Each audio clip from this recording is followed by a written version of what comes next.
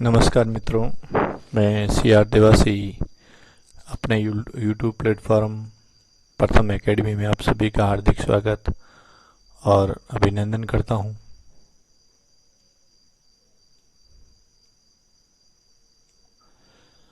आज की कहानी है कफन, जो प्रेमचंद जी की कहानी है और यथार्थ जीवन पर आधारित इस कहानी में आज के सामाजिक परिवेश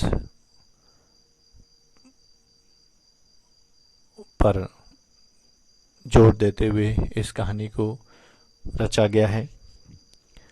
झोपड़े के द्वार पर बाप और बेटा दोनों एक बुझे हुए अलाव के सामने चुपचाप बैठे हैं। अब देखिए यहाँ पर एक शब्द आया है, अलाव। अब देखिए, वैसे झोपड़े के द्वार पर बाप और बेटा दोनों एक बुझे हुए अलाव के सामने चुपचाप बैठे हुए हैं, यानी कि ये कहानी की प्रथम पंक्ति है। और ये जो दृश्य है, इस दृश्य में ये कहा जा रहा है कि वो दोनों किसके सामने बैठे हैं? बुझे हुए अलाव के सामने बैठे हैं। और बुझे हुए अलाव का मतलब ये हुआ कि ये हो ना हो लगभग शरद ऋतु या फिर शीत ऋतु होनी चाहिए, उस समय का ये समय है। और अंदर बेटे की जवान बीवी बुधिया प्रसव वेदना में पछाड़ खा रही थी।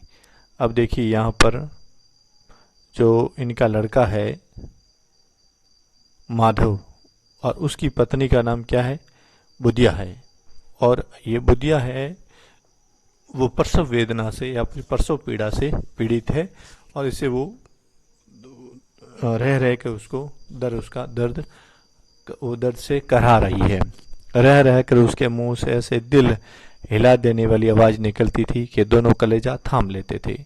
जाड़ों की रात थी। अब यहाँ पर वापस जिक्र आ गया कि रात कौन सी थी? वो जाड़ों की रात थी, यानी कि सर्दी बहुत ज़्यादा पड़ रही थी। और बाप बेटे दोनों बैठे थे, तो उन्होंने जो अलाव जलाया वो जलते जलते बुझ गया। और अब दोनों जो है एक झोंपड़े के द्वार पर है और दोनों आमने सामने बैठे बातें कर रहे हैं। प्रकृति सन्नाटे में डूबी हुई, सारा गांव अंधकार में लय हो गया था। यीशु ने कहा, मालूम होता है बचेगी नहीं। सारा दिन दौड़ते हो गया, जा देख तो आ। अब देखिए यहाँ पर एक और पात्र आया है जिसका नाम है घिसू। अब इसमें जो शुरुआत में जो दो नाम के बाप और बेटा माया है, यहाँ पर ये जो घिसू है वो बाप है और बेटा है वो उसका नाम है माधव, और माधव की पत्नी का नाम है बुधिया। ये मुख्य रूप से ये तीन पात्र हैं। वैसे इसमें एक और पात्र साहू जी भी है, और साहू जी का सिर्फ एक पंक्ति में उनका नाम आता है। और जमींदार है तो जमींदार का भी इसमें कुल 3 परिच्छेद है, तो 3 परिच्छेदों में से जमींदार का प्रथम और परिच्छेद में और तीसरे परिच्छेद में उनका उल्लेख होता है। तो ऐसे करके कुल मिलाकर 4-5 पात्र है। लेकिन अगर मुख्य भूमिका में देखा जाए इस कहानी में, तो वो कौन है? माधव और उनका पिता घिसू और उनकी पत्नी बुधिया। तो बुधिया को तो वैसे उनसे कोई संवाद, बुधिया के मुंह से कोई संवाद नहीं निकलता है। और इसी प्रकार से घिसू की पत्नी है, उसका भी प्रथम परिच्छेद में उसका भी उल्लेख होगा, लेकिन उसके भी मुंह से एक भी संवाद नहीं निकलेगा। इसी प्रकार से बुधिया है, पहले परिच्छेद में तो वो प्रसव पीड़ा से पीड़ित हो रही है, वो दर्द से कहरा रही है। और जब द्वितीय परिच्छेद आरंभ होगा, वो द्वितीय परिच्छेद की पहली पंक्ति में उसकी मौत हो जाएगी। तो यदि ये पूछा जाए कि बुधिया की मृत्यु कौन से परिच्छेद में हो रही है, जो इसमें कुल 3 परिच्छेद हैं, तो 3 परिच्छेदों में बुधिया द्वितीय परिच्छेद की प्रथम पंक्ति में उनकी बुधिया की मृत्यु हो जाती है। और प्रथम परिच्छेद में वो दर्द से करा रही है। और ये जो पूरा दृश्य है ये रात का समय का दृश्य है, न कि दिन का है। ये जो दृश्य आज जो अपने सामने अभी चल रहा है, जो इस प्रथम परिच्छेद का, वो किसका है? रात का दृश्य है। और बाप बेटो दोनों आमने सामने बैठे हैं और उनके बीच में अलाव है, वो भी बुझ गया है। ये इस प्रकार का पूरा दृश्य है। यीशु ने कहा, मालूम होता है बचेगी नहीं। सारा दिन दौड़ते हो गया, जा देख तो आ। माधव चिढ़कर बोला, मरना ही तो है तो जल्दी मर क्यों नहीं जाती? देख कर क्या करूं? यहाँ पर माधव चिढ़कर बोलता है और वो कहता है कि मरना ही है तो वो जल्दी क्यों नहीं मर जाती, वो इतना इंतजार क्यों करवा रही है। तू बड़ा बेदर्द है बे, साल भर जिसके साथ सुख चैन से रहा उसी के साथ इतनी बेवफाई। देखिए यहाँ पर ये शब्द आ रहा है कि तू जिसके साथ साल भर जिसके साथ सुख चैन से रहा उसी के साथ में बेवफाई। इससे हमें एक चीज नोटिस होती है कि साल भर से, इसका मतलब ये हुआ कि माधव और बुधिया की शादी हुई अभी कितना समय हुआ है, साल भर, यानी 1 साल हो गया है। एक इसमें ये भी है कि ये भी कंफ्यूजन रहता है कि आप बुधिया को किसकी पत्नी मानोगे, घिसू की मानोगे या फिर माधव की। तो इसमें एक कंफ्यूजन हमेशा रहता है। तो उस कंफ्यूजन को यदि हमें अपने को समाप्त करना है तो अपन ऐसे कर सकते हैं कि माधव में म है और बुधिया में ब है, और ये दोनों अक्षर हैं वो किस वर्ग के हैं, प वर्ग के हैं, यानी कि ये दोनों पति पत्नी हैं प्लस एक ही वर्ग में इन दोनों के नाम आते हैं। इस प्रकार से इस कन्फ्यूजन से बचा जा सकता है, और ये कन्फ्यूजन अपना क्लियर हो जाता है तो फिर ये सवाल अपना कभी भी जिंदगी में गलत नहीं हो सकता। अब वे साल भर यानी कि, और इनकी शादी हुई कितना समय हुआ है, 1 साल हो गया है। जिसके साथ सुख चैन से रहा उसी के साथ इतनी बेवफाई, तो मुझसे तो इसका तड़पना और हाथ पांव पटकना नहीं देखा जाता। अब ये कौन कह रहा है, घिसू कह रहा है। चमारों का कुनबा था और सारे गांव में बदनाम। अब देखिए इन दोनों की जात क्या है, चमार जात है, और चमार ये इनका जो कुनबा था वो पूरे गांव में बदनाम था। और अब बदनाम किसके लिए है, उसके लिए आप थोड़ा देख लीजिए। घिसू 1 दिन काम करता तो 3 दिन आराम करता। अब देखिए घिसू कितने दिन काम करता है। घिसू ने यदि गलती से 1 दिन काम कर दिया तो फिर वो कितने दिन आराम करेगा, 3 दिन आराम करेगा। कितने दिन, ये घिसू के बारे में बात हो रही है, न कि उसके पुत्र माधव के बारे में। माधव इतना काम चोर था कि आधे घंटे काम करता तो घंटे भर चिलम पीता, यानी कि माधव का नशा क्या है, माधव का नशा है चिलम पीना। अगर वो यदि उसने 1 घंटा काम कर दिया तो कितने समय वो चिलम पिएगा, 1 घंटा पिएगा। और उसी प्रकार से घिसू ने यदि 1 दिन काम कर दिया तो कितने दिन की गई, वापस वो 3 दिन आराम करेगा। उसको इतना मतलब उस काम करने के बाद में इतना आलस आ जाता है, इसलिए उन्हें कोई मजदूरी नहीं मिलती थी। और इसी वजह से इतने ऐसे आलसी लोगों को काम पर कौन लगाए, और ऐसे में उनकी कोई मजदूरी नहीं मिलती थी। घर में मुट्ठी भर भी अनाज मौजूद हो तो इनके लिए काम करने की कसम थी, यानी कि घर की कंडीशन इस स्थिति में पहुंच जाती थी, यदि घर में मुट्ठी भर अनाज है तब तक वो काम नहीं करेंगे। जब 2-4 फाके हो जाते तो घिसू पेड़ पर चढ़कर, अब देखिए कितने 2-4 फाके, यानी कि घर में अगर 1 या 2 समय का भोजन है तब तक वो काम पर नहीं जाते थे, इतने वो ठीठ थे। 2-4 फाके हो जाते तो घिसू पेड़ पर चढ़कर लकड़ियां तोड़ लाता। अब देखिए यहाँ पर एक और, वैसे ये इतनी इम्पोर्टेंट तो नहीं है लेकिन फिर भी अपनी समझ के लिए ये काम हो सकता है कि बाप और बेटा दोनों हैं, लेकिन उसमें से यहाँ अगर घर में फाका पड़ रहा है तो फाके की स्थिति में लकड़ियां लेने कौन जा रहा है, तो वो लेने कौन जा रहा है, घिसू जा रहा है। और माधव बाजार में बेच लाता। अब देखिए लकड़ियां लाने का काम किसका, घिसू का, और उसको बाजार में बेचने का काम किसका, माधव का। और जब तक वो पैसे रहते दोनों इधर उधर मारे मारे फिरते। गांव में काम की कमी न थी, किसानों का गांव था, मेहनती आदमी के लिए 50 काम थे। यानी कि अगर कोई मेहनत कश है, यानी कि जो काम में पूरा मन लगा के करे तो उसके लिए इस गांव में कितना 50 काम थे। लेकिन इन दोनों लोगों के लिए कोई भी काम इस गांव में नहीं था, क्योंकि घिसू 1 दिन काम करता तो कितने दिन आराम करता, 3 दिन। और माधव यदि आधा घंटा काम कर रहा तो 1 घंटा क्या पिएगा, चलम। और इस वजह से लोग इनसे परेशान थे और इनको कोई काम नहीं लगाता था। मगर इन दोनों को उसी वक्त बुलाते जब 2 आदमियों से एक का काम पाकर भी संतोष कर लेने के सिवा और कोई चारा न होता है। यानी कि जब 2 आदमियों का काम, 2 आदमी मिलकर एक आदमी का काम भी कर ले और उसमें अगर किसी को संतुष्ट हो जाता तो ऐसी कंडीशन में, ऐसी स्थिति में इनको काम पर बुलाते। अगर दोनों, अब यहाँ पर इनके बारे में और कहा जा रहा है, अगर दोनों साधु होते तो उन्हें संतोष और धैर्य के लिए संयम और नियम की बिल्कुल जरूर नहीं होती। यानी कि किसके लिए? संतोष और धैर्य, और इसके लिए किसकी जरूरत नहीं होती? संयम और नियम की। यह तो इनकी प्रकृति थी, विचित्र जीवन था इनका। घर में मिट्टी के 2-4 बर्तन के सिवा कोई संपत्ति नहीं। अब देखिए उनके घर में, उनके किनके, उनके मतलब हो गया माधव और घिसू। इनके घर की कंडीशन इतनी खराब कि उनके घर में मात्र 2-4 मिट्टी के बर्तनों के अलावा और कोई जमा पूंजी नहीं थी। फटे चितड़ों से अपनी नग्नता को ढके हुए जिए जाते थे। संसार की चिंताओं से मुक्त, कर्ज से लदे हुए, गालियां भी खाते, मार भी खाते, मगर कोई गम नहीं। मतलब लोगों की मार भी खाते और गालियां भी खाते, मगर कोई गम नहीं किसी भी प्रकार का।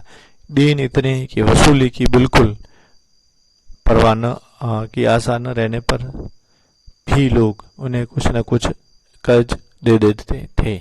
अब इसका मतलब ये हुआ कि दीन यानी कि गरीब इतने थे, यदि इनके पास में देने के लिए कुछ नहीं है, इतना लोगों को मालूम होते हुए भी वो उन्हें कुछ न कुछ कर्ज दे देते थे। मटर आलू की फसल में दूसरों के खेतों से मटर या आलू उखाड़ लाते और भून बनाकर खा लेते। अब देखिए यहाँ पर क्या, किस बात का उल्लेख हुआ है?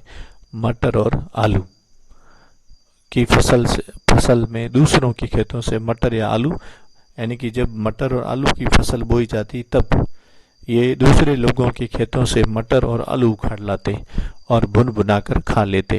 या फिर 10-50 ऊख उखाड़ लाते। ऊख होती है ना, जिसे ईख भी कहते हैं, तो वो ऊख है वो उखाड़ लाते और रात को सोचते। यानी अब देखिए यहाँ पर ये 2 कंडीशन हो रही है। एक, यदि दूसरों के खेतों में मटर और आलू की खेती हो रही है तो ऐसी स्थिति में वो फिर कहाँ खेतों से क्या लेके आ रहे हैं? वो आलू उखाड़ कर लेके आ रहे हैं। और या फिर क्या, 10-5 ऊख उखाड़ कर लेके आते थे। अगर यदि ये पूछा जाए कि वो खेतों से क्या क्या लेकर आ जाते थे, तो ये थोड़ा सा दिमाग में रखना, मटर और आलू या फिर 10-5 ऊख। और रात को सोचते। घिसू ने इसी आकाशवर्ती से 60 साल की उम्र काट दी। इसी आकाशवर्ती से, आकाशवर्ती का मतलब क्या होता है? आकाशवर्ती का मतलब है इधर इधर घूमते रहना, मतलब आकाश जिस प्रकार से जिसका कोई छोर नहीं है, उसी प्रकार से घिसू ने भी इधर उधर घूमते हुए कितने वर्ष निकाल दिए? 60 साल। अब देखिए यहाँ 60 साल से मतलब क्या हो गया? 60 साल से मतलब ये हुआ कि घिसू अभी, यानी कि प्रथम परिच्छेद में उसकी उम्र कितनी साल है? 60 साल हो गई है। और माधव भी सपूत बेटे की तरह बाप के ही पदचिन्हों पर चल रहा था। और माधव भी किसके पदचिन्हों पर चल रहा है? अपने पिताजी की ही तरह वो भी आकाशवर्ती का जीवन जी रहा है। वैसे एक मारवाड़ी में कहावत है, मारवाड़ी नहीं राजस्थान हिंदी में एक कहावत है कि लीक लीक सपूत चले, ये तीनों उल्टे चले सायर सिंह सपूत। यानी कि सपूत लड़का होगा वो बने हुए रास्ते पे चलेगा, और शायर हुआ, सिंह हुआ और कपूत वो नया रास्ता देखेगा। और इस प्रकार से हमें ये लगता है कि माधव भी अपने बाप के पदचिन्हों पर चल रहा है। इसका मतलब वो उसके लिए सपूत था। माधव भी सपूत बेटे की तरह ही बाप के ही पदचिन्हों पर चल रहा था। अब देखिए यहाँ पर सपूत बेटे का उल्लेख भी हो गया है इसमें, मतलब माधव सपूत बेटे की तरह ही उनके ही पदचिन्हों पर, यानी कि बाप यानी घिसू के पदचिन्हों पर चल रहा था, बल्कि उसका नाम और भी उजागर कर रहा था। इस वक्त भी दोनों अलाव के सामने बैठकर आलू भून रहे थे। और अब ये जो समय है, इस समय में भी दोनों क्या है, रात की अंदर उनकी माधव की पत्नी वो प्रसव पीड़ा से पीड़ित है, और ये घर के बाहर झोंपे के पास में बैठे बैठे दोनों आलू को भून रहे हैं और दोनों खा रहे हैं। उनका नाम भी इस वक्त भी दोनों अलाव के सामने बैठ के आलू भून रहे थे और किसी खेत से खोद लाए थे। घिसू की स्त्री का तो बहुत दिन हुए देहांत हो गया, यानी कि किसकी पत्नी का देहांत हो गया? घिसू की। अब देखिए यहाँ पर ये एक नई चीज आई है कि अगर ये पूछा जाए कि घिसू नाम का जो पात्र है उसकी पत्नी की मृत्यु किस परिच्छेद में हुई, यानी या फिर ये कहा जाए कि गिसु की पत्नी की मृत्यु हुई या फिर नहीं हुई। तो इसके बारे में यदि पूछा जाए तो ये प्रश्न यहाँ से और इसका उत्तर भी यहाँ मिल जाएगा। तो गिसु की पत्नी है या स्त्री का तो बहुत दिन हुए देहांत हो गया था, और माधव का ब्याह पिछले साल हुआ था, और माधव का तो पिछले साल हुआ है। वैसे भी उल्लेख हो चुका है कि वो 1 साल उसको साल भर तक मतलब अपने जो उसकी शादी हुए हैं। जब से ये औरत आई थी उसने इस खानदान में व्यवस्था की नींव डाली। अब देखिए यहाँ पर एक शब्द आ रहा है व्यवस्था। व्यवस्था का मतलब होता है कि घर में नियम कायदे, एक मतलब व्यवस्था, एक सिस्टम बना दिया। वो किसने, किसके आने से माधव और गिसु के घर में हुआ? वो बुधिया के आने से इनके घर में एक व्यवस्था बनी। और इन दोनों बेगर्तों का 2 जग पड़ती थी। कौन 2 जग पड़ती थी? यानी कि बुधिया है जो इनका 2 जग यानी कि 2 समय का इनके खाना वगैरह है वो उसका वो प्रबंध करती थी। और ये अब एकदम निश्चिंत हो गए हैं, क्योंकि जो काम उन्हें करना पड़ रहा था वो काम अब कौन कर रही है? बुधिया कर रही है। जब से वो आई ये दोनों और भी आराम तलब हो गए थे, बल्कि कुछ करने भी लगे थे। कोई कार्य करने को बुलाता तो निर्व्याज भाव से दुगुनी मजदूरी मांगते। अब देखिए यदि कोई काम देने के लिए इनके पास में आता तो फिर ये निर्लज भाव से, मतलब उनको काम करना तो था नहीं, और ऐसी स्थिति में ये क्या करते, अपने जो है काम का जो समय था उसके लिए कितने दुगने पैसे मांग लेते थे। यानी कि ये भी पूछा जाए तो अगर वो कोई उन्हें मजदूरी के लिए कहने को आता तो ये क्या करते, वो दुगनी मजदूरी मांग लेते थे। वही औरत आज प्रसव वेदना से मर रही थी, और ये दोनों इसी इंतजार में थे कि वो मर जाए तो आराम से सोए। अब देखिए दोनों बाप बेटे दोनों बैठे हुए हैं अलाव के सामने, और अलाव ठंडा हो चुका और अभी दोनों बातें कर रहे हैं। और ऐसे में गिसु और माधव दोनों ये चाह रहे हैं कि माधव की मृत्यु यानी कि इन प्रकार किसी भी तरह से हो जाए तो वो आराम से सो जाए। तो देखिए कितनी निष्ठुरता है उन दोनों चरित्रों में। जो एक स्त्री जो उनके घर में व्यवस्था को कायम करने के लिए उनके साथ में आती है और घर में एक नियम कायदे कानून बनाती है, और उसी के बारे में उन्हीं के एक उनका पति और एक उसका पति और एक उसका ससुर दोनों ये चाहते हैं कि वो मर जाए तो हम आराम से सोएं। मतलब इसमें उनके स्वार्थ भाव की भावना और मानवता का जो यहाँ पर जो हास हुआ है उसका उल्लेख हो रहा है। गिसु ने आलू निकाल कर छीलते हुए कहा, जाकर देख तो क्या दशा है उसकी। चुड़ैल का फिसाद होगा और क्या, ये तो ओझा भी 1 रुपया मांगता है। अब देखिए यहाँ पर अंधविश्वास या फिर भूत प्रेत, इसके बारे में थोड़ी सी जो आदिवासी समाज कहें या फिर हमारा जो प्राचीन भारत है उस समय का जो समय था, उस समय सभी जातियों में ये थोड़ा सा अंधविश्वास का जो समय एक भाव था उसके बारे में ये आ रहा है कि चुड़ैल का फिसाद होगा और क्या, ये तो ओझा भी 1 रुपया मांगता है। अर्थात यदि उसको कहीं न कहीं ऐसा लग रहा है कि उसको किसी चुड़ैल वगैरह लग गई है, और उस चुड़ैल को भगाने के लिए ओझा कितने रुपए मांग रहा है? 1 रुपया मांगता है। इस वजह से कि वो और कुछ वगैरह उसको पीड़ा वगैरह नहीं है, उसको कोई चुड़ैल लगी है। माधव को भय था कि वो कोठरी में गया तो गिसु आलूओं का बड़ा भाग साफ कर देगा। बोला, मुझे वहाँ जाते डर लगता है। अब देखिए उसी कारण से वो बहाना बनाता है कि यानी कि उसे जो अभी जो प्रसव वेदना से बुधिया पीड़ित थी, तो माधव को गिसु उसके पास में उसको देखने के लिए भेजता है। लेकिन माधव भी बहुत होशियार है और गिसु भी बहुत होशियार था। गिसु ये चाहता था कि वो किसी भी प्रकार यदि अपनी पत्नी के पास में उसको देखने के लिए चला जाए तो मैं पीछे जो आलू है वो पूरे चट कर जाऊं, और जबकि माधव भी ये चाहता था कि मैं कहीं नहीं जाऊं और यहीं बैठकर आलू है जो भुने हुए आलू है उनको मैं भी खाऊं। डर किस बात का है, मैं तो यहीं हूं, तो तुम ही जाकर देख लो।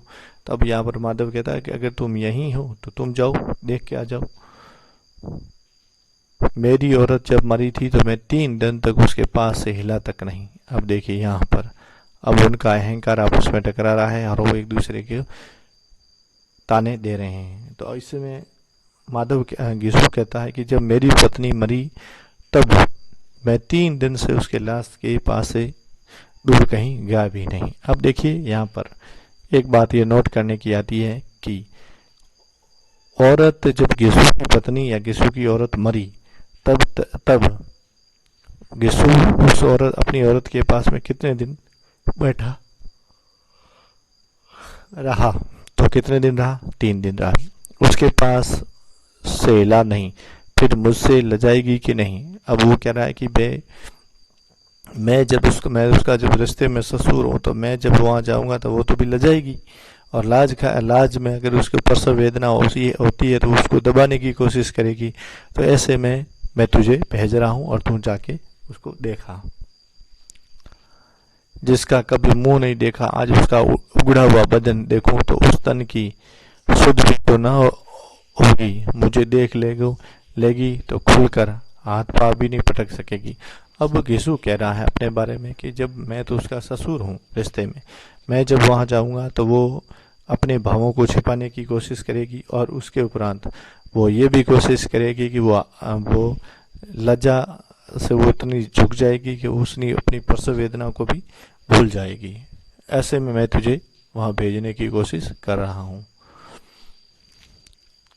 मैं सोचता हूँ कोई बाल बच्चा हुआ तो क्या होगा। सौंठ गुड़ तेल कुछ भी तो नहीं है घर में। अब देखिए यहाँ पर ये कंडीशन है, सौंठ है, गुड़ है और तेल है।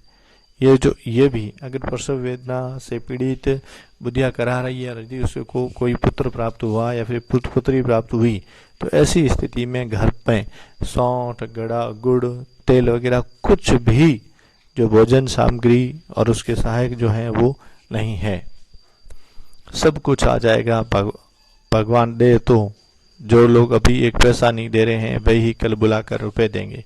मेरे 9 लड़के हुए, घर में कभी कुछ न था। आज भगवान ने किसी न किसी तरह बेड़ा पार ही लगाएगा।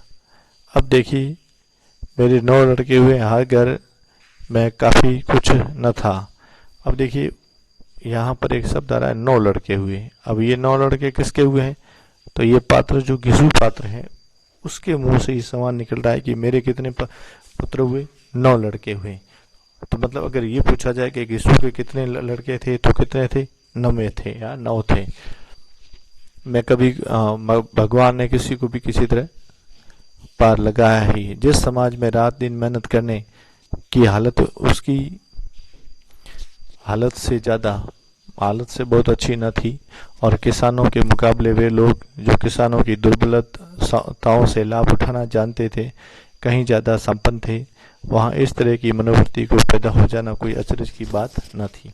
अब देखिए कि ये जो किसान समाज है, किसान समाज और आदिवासी समाज के बारे में यहाँ पर लेखक ने अपनी कलम चलाई और वो कह रहा है कि जब इस समाज में रात दिन मेहनत करने वाला किसान भी यदि उसकी हालत भी अच्छे नहीं है तो उससे अच्छे तो हम हैं, जो हम कम से कम हम मेहनत करने से तो बचे, लेकिन हम भी गरीब और वो भी गरीब। इस समय ये हो सकता है कि एक इम्पोर्टेंट लाइन के रूप में इसको कहीं ले लिया जाए। अब आगे है, किसानों के विचार सुनने समूह में थी बैठकबाजियों के बयान, नियम और नीति का पालन करता। इसलिए जहां इसकी मंडली के और लोग गांव के सरगना और मुखिया बने हुए थे उस पर सारा गांव उंगली उठाता था। फिर भी उसे ये तस्कीम तो थी ही कि अगर वह फतेह हाल है तो कम से कम उसे किसानों की सीजी तोड़ मेहनत तो नहीं करनी पड़ती और उसकी सरलता और निर्दयता से दूसरे लोग बेजा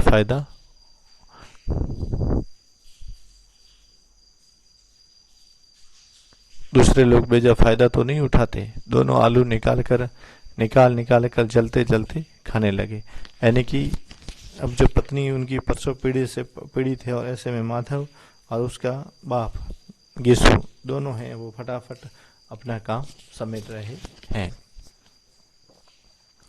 कुछ नहीं खाया था, इसलिए उसकी मंडली के और लोग भी गांव के सरगना और मुखिया बने हुए थे, और फिर भी उसके तस्कीन थी कि मगर वो फटे हारा है तो कुछ भी नहीं। फिर इसमें आगे है, इसलिए जहां उनकी मंडली के और लोग गांव के सरगना या मुखिया बने हुए थे, उसी पर सारा गांव उंगली उठाता था। फिर भी उसे ये तस्कीन तो थी कि अगर वो फटे हाल है तो कम से कम उसे किसानों की सी जो जी तोड़ मेहनत तो नहीं करनी चाहिए, और उसकी सरलता और निर्भीकता से दूसरे लोग बेजा फायदा तो नहीं उठाते। दोनों आलू निकाल कर उसके जलते जलते खाने लगे। कल सुबह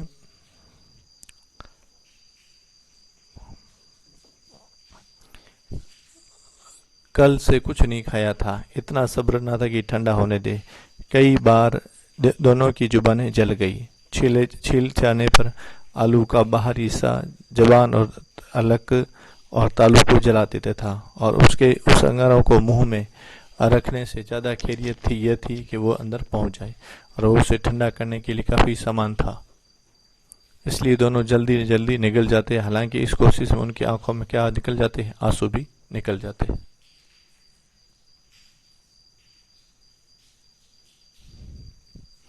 इसी के साथ में मित्रों, आज का ये यहीं वीडियो यहाँ संपन्न करते हैं, और नेक्स्ट वीडियो के लिए इंतजार करें अपने अगले अंक में। तब तक के लिए आप सभी को बहुत बहुत धन्यवाद, और इस वीडियो को बहुत ही आप ज़्यादा से ज़्यादा देखें, लाइक करें, कमेंट करें। आप सभी को शुभ रात्रि।